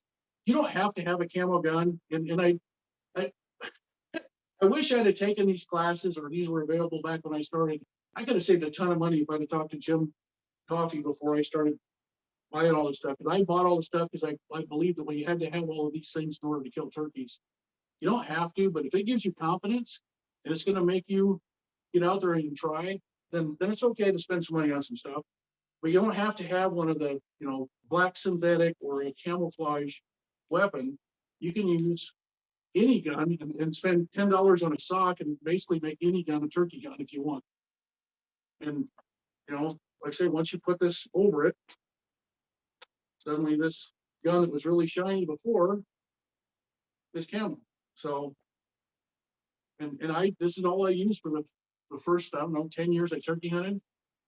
This one's got a special sight on it. What I really like about this is there's a ring on the, it's a vinegreed barrel, so it's got a flat rib, and it's got a little bitty BB that is, helps you kind of line up this dot with a BB on the end. But for turkey hunting, I had a problem with, and a lot of people do, it's like when you're going to make your shot and you want to know right away, did you hit? So you lift up. And when you do that, you bring the butt of the gun down, just you're shooting, and you shoot right over the top of the turkey. So by having this ring on here, when you look down, it makes you put your head down, and it makes you look right down so that you don't see any of this flat part on the vinegreed. And there's a dot at the end, and that's what you're focusing on. You're putting that right on the waddle of that turkey. And by putting that dot inside this ring that's up here, it makes you line up and and your shot ends up going where it is you want it to go.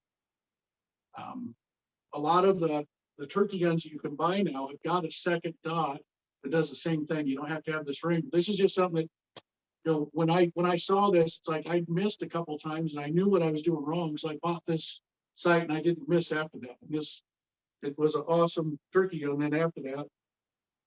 But because as time goes on, it seems like I got to buy more stuff. I ended up buying a camo synthetic Mossberg 935. The big part of that, though, is I'm left-handed. The safety on this gun is down here, and you got to reach kind of underneath to get to it. And to just it doesn't seem like a lot of movement, but if you're moving your hand down, there's a potential you can see movement. And the Mossberg has a safety red on top, which means you don't have to move your hand, you just move your thumb, take safety on and off. And there again, it gave me confidence to know that I wasn't gonna be spooking birds by taking the safety on and off. If you're right-handed, which most people are, it doesn't make any difference. But for me as a left-handed hunter, I was just looking for a way of having a weapon that I didn't have to worry about reaching to the backside to take the safety off.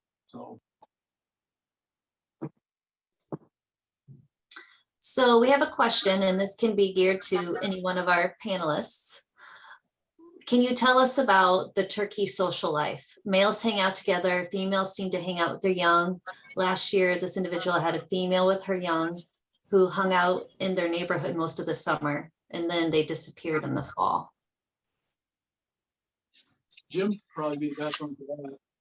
Yeah, I'd be glad to address that. And that's exactly right. It's a great observation. And that's one of the things I love about turkey hunting is you got plenty of time to observe things.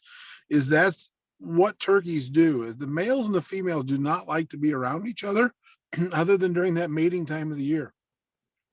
But yet those young of the year are very susceptible to learning. They don't know anything. So they have to be around those adult hens and learn from them, learn where to bug at, learn where to move to.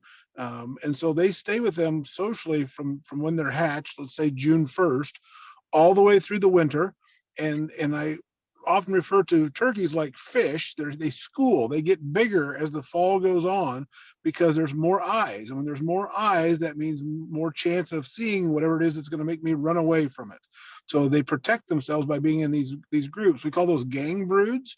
So those gang broods will grow and grow through the fall until you arrive at your winter flock. And then come this time of the year, usually around March 15th, those winter flocks will break up, and those young birds now are 9 months old. They will learn to disperse back across the landscape and reassociate with a new social group to start their nesting cycle. At the same time, those males have gone through a dominance hierarchy of who's the dominant male, who's the subdominant males, how they've fought to get ready to breed with those hens when those hens are ready. So it's a great observation. That's exactly what happens, is those males and females are really pretty exclusive from each other. And sometimes it may not look like it. In the wintertime, you see males and females together, but if you really watch them, they don't like to associate each other. They might be feeding in the same fields or roosting in the same river valley, but they still have separate flocks, separate groups. And once those juvenile males, those jakes, become associated with a male group, they won't go back and reassociate with those females or the young from that year again. They'll be on their own. And we often talk in turkey biology, what makes turkey hunting exciting is the 2-year-old males. Those are essentially your juvenile males or your teenagers. They've got lots of energy, they like to gobble, and they like to move. And those are things that turkey hunters like, is we like to hear turkeys gobbling, and we like to have a turkey that's willing to move and come to us. So we really thrive on those 2-year-old males when it comes to hunting. Fantastic. Something that maybe you guys can kind of cover. I know I've heard lots of terms tonight: hens, gobblers, toms, jakes. You kind of hit on what a jake is considered. What can you shoot? What is legal to shoot in the spring season?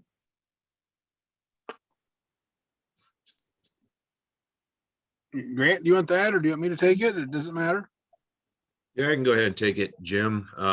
In the spring in Iowa, a legal turkey is a bearded turkey. So that could be either an adult gobbler, jake, or a bearded hen. So we typically don't see many bearded hens harvested. However, the law does allow for a bearded turkey to be harvested. Thank you. So and actually, oops, sorry, Holly. And actually, in reality too, it says bearded or male wild turkey. So there's times if there's a late hatched male jake, that beard may not extend past his feathers, but as long as you can identify that bird as a male, it is legal. At the same time, about 5% of our hens have beards, so they are legal.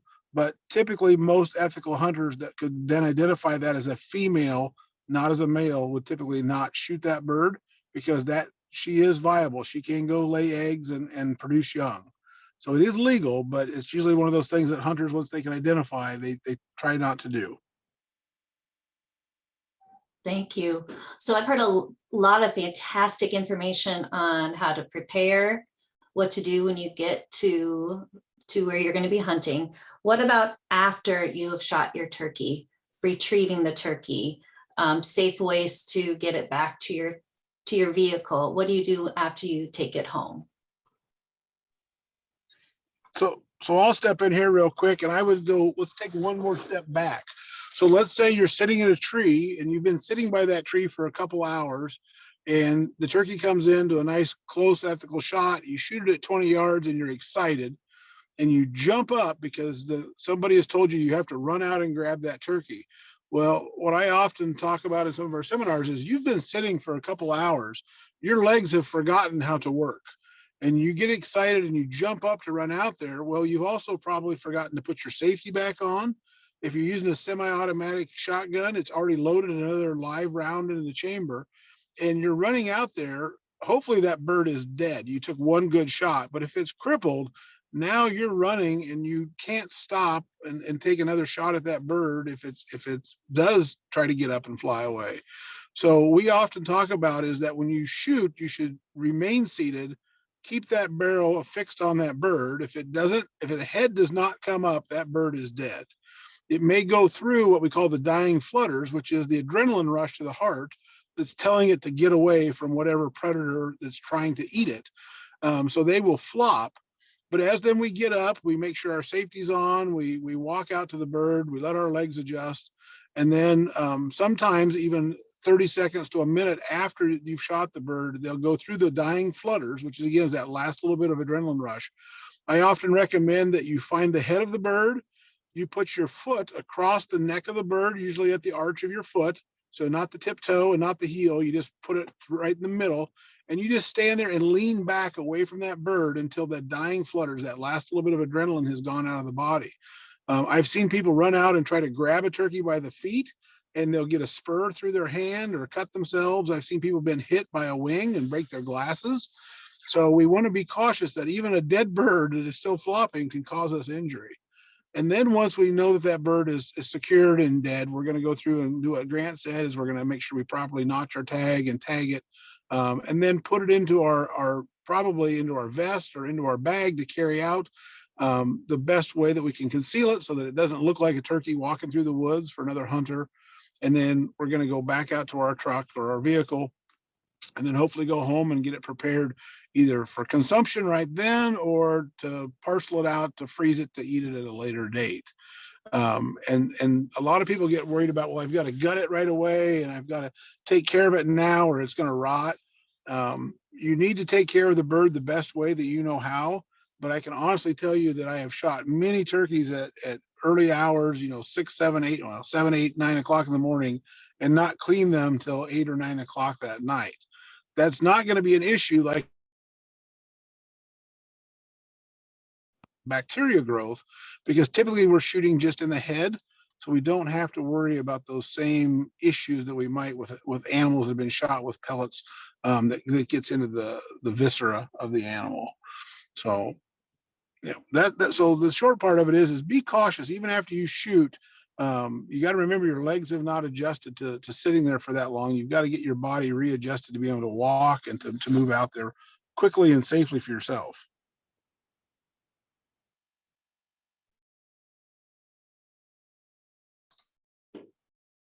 Another thing we've been hearing a lot about is the bird flu virus. Are turkeys susceptible to that?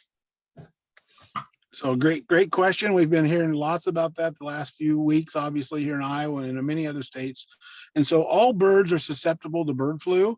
It's just a matter of really is their proximity to the major carriers of bird flu tend to be migratory birds, and they tend to be waterfowl. So yes, turkeys could get bird flu, but it's not something that we're concerned about. And then from a human standpoint, is the bird flu is not transmittable back to humans. So we're still going to recommend that you use proper cleaning procedures. That, I use rubber gloves when I'm cleaning, mostly for my own personal cleanup, but for protection. And then if you feel comfortable, you can wear a face mask or a face shield of some variety. And then for anything that we cook that's in the wild, we're going to make sure we cook it to a proper temperature. And if your bird does have any form of a virus like that, the heat itself would kill it. So you're not going to have to worry about that from a personal standpoint. Yeah.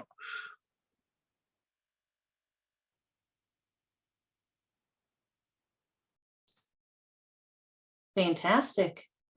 We have close to 15 minutes left. I encourage everyone to go ahead and if they have questions, put them in the question and answer. Matt, Grant, Jim, are there any other additional things that you want to add on? Maybe the most important safety thing to consider, like maybe having a hunting plan that you can give to someone before you go out to hunt so they know where you're at? Yeah, I can certainly take that one. You know, my best advice is if you're new to the sport or any sport for that matter, make sure that you have a good quality mentor. That can be the best thing that you can really utilize to kind of get off on the right foot. So yeah, good mentor, learning what you can from them. And again, if you are going to be out hunting by yourself, telling someone where you're going to be at, leaving a map maybe in your vehicle so that if something does occur, we can know where to begin looking for you. You know, but yeah, just some common sense things and let somebody know where you're going to be. You know, I have gone out of state by myself before, and I'll print off a map of the actual area I'm going to be in, and I'll leave it with my wife and say, you know, if something happens, this is where I'm going to be. So there's a lot of different things you can do. You can use a lot of different apps nowadays to kind of send screenshots or drop pins of where you're going to be. So you can utilize a variety of different things to really let others know where you're going to be at. There's another question that came into, I'm sorry, Jim, but I'll cover this one real quick. And someone asked where you can public turkey hunt. Another good, you know, feature that we have on our website is go to our hunting atlas, and we've got a variety of different state wildlife management areas on there. There are IHAP areas that are open to public hunting. You can use the hunting atlas for all sorts of things. So you can use kind of the aerial view or the satellite images to kind of, before you just go head off to some area you've never been to before, I would do some kind of cyber scouting and look at those areas and see where the trees are at or where the creeks are located. So you kind of have an advantage before you head there. Jim, what were you going to say? Yeah, I was just going to touch on the fact that, you know, one reason that I like to go hunting is to go out and just get away and be, you know, myself out in the woods. And, you know, we all live on our phones now and we want that distraction, but keeping your phone with you in the woods is probably the greatest safety feature that we do have this day and age.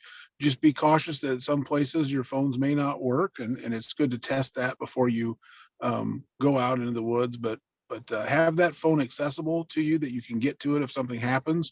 Don't have it buried away in your pack. Have it in a pocket that you can reach with either hand if something happens, and make sure that you've got the battery fully charged and keep that with you, because that's a great safety feature. I'd also suggest going to your county conservation websites. They always have their wildlife management areas posted, the ground that they own. And Warren County, Madison County is one of the ones I've hunted a lot when I first started turkey hunting.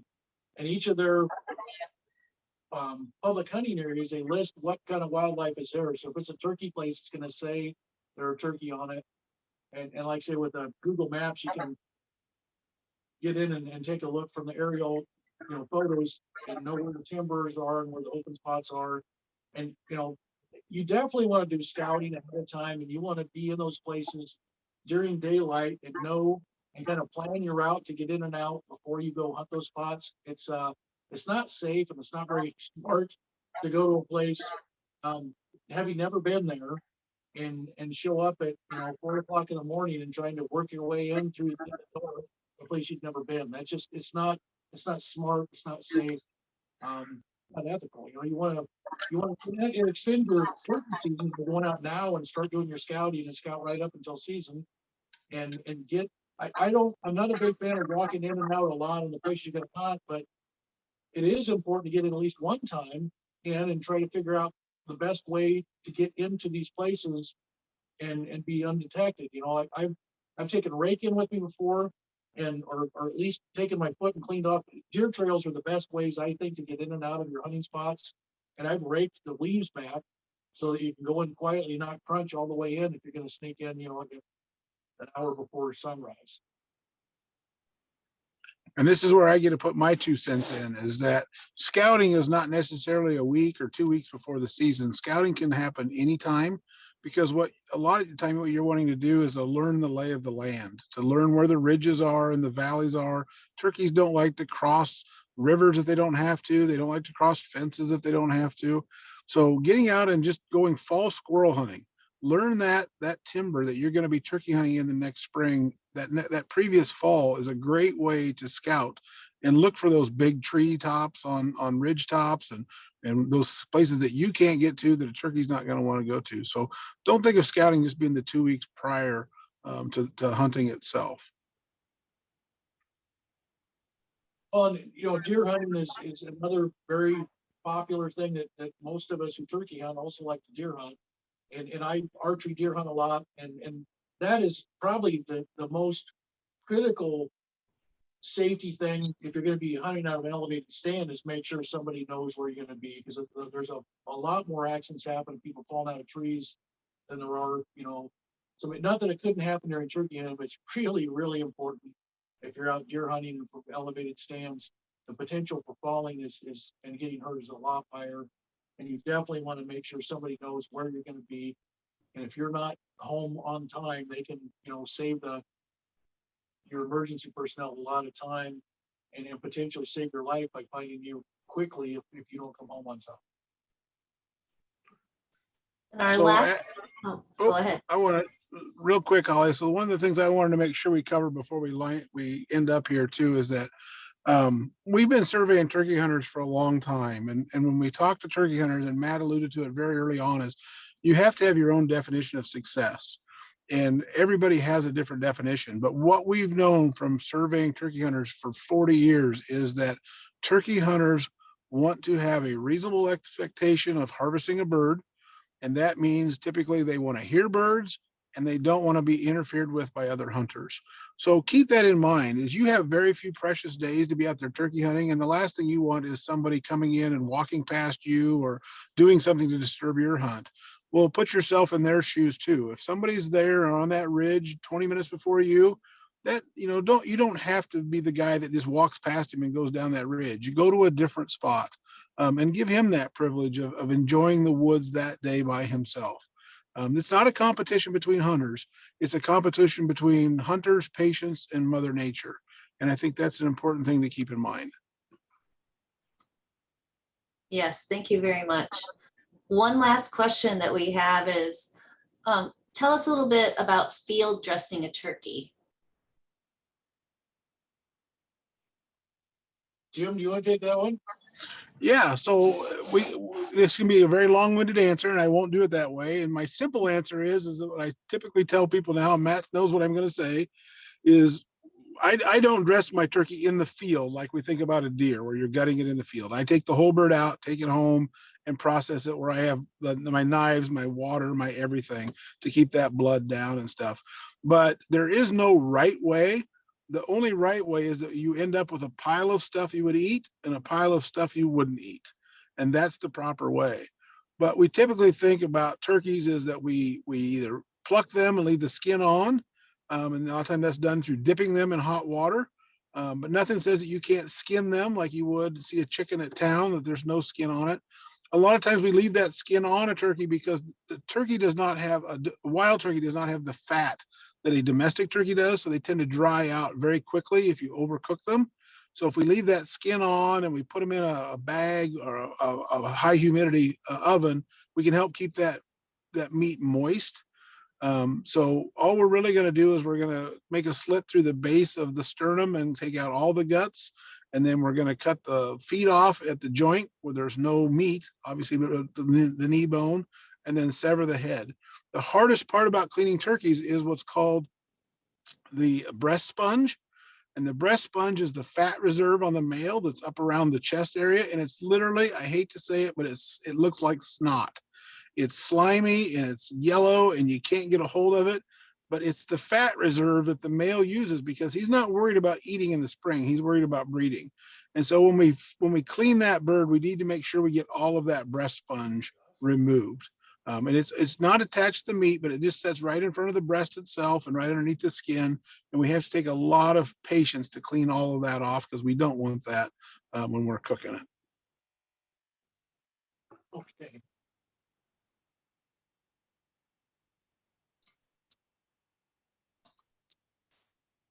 One thing I would say too, as far as preparation, is as my family gets older and disperses, I always like to have cook one whole bird for Thanksgiving, but now we're getting smaller. So I tend to parcel my bird up into smaller manageable packages. And last year I would take a breast and cut a breast into like 3 different pieces. And so that my wife and I could eat it. I started brining my turkeys, and brining turkeys puts a lot of moisture back in the meat. And it's a great way to cook wild game. Especially wild poultry. So I would strongly recommend that if you have not tried, to try brining a bird, because the worst thing is an overcooked, dried out piece of turkey. Well, fantastic. I want to take this time to thank our 3 presenters, Matt, Grant, and Jim. You guys gave a lot of fantastic information.